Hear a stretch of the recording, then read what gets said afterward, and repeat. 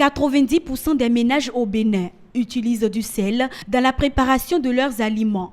Du sel le plus souvent iodé qui permet de se prémunir de certaines affections.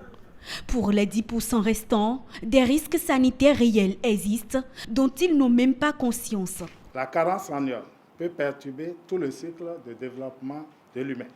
Ainsi, chez le fœtus, cette carence peut induire le retard mental, les malformations cérébrales, de la naissance, le faible poids à la naissance et, si passant toutes ces barrières de malédiction, l'enfant venait à naître et peut être victime de surdit mutation.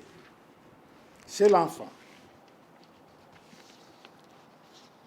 les TDCI peuvent se manifester par le crétinisme.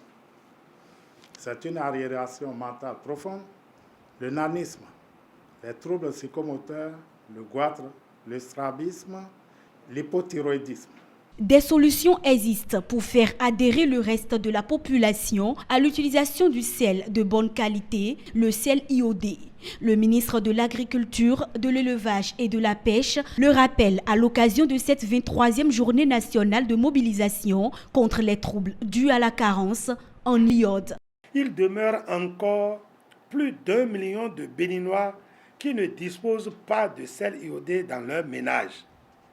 C'est pourquoi je voudrais solliciter ici et maintenant l'appui de toutes les autorités à divers niveaux, les organisations non gouvernementales, les acteurs du secteur public et du secteur privé pour mener des campagnes efficaces d'information, d'éducation, de commercialisation pour la consommation du sel adéquatement iodé et pour que le sel importé et le sel localement fabriqué soient adéquatement iodés. Les contraintes majeures à vaincre pour y parvenir sont bien connues et ne doivent pas nous laisser reculer.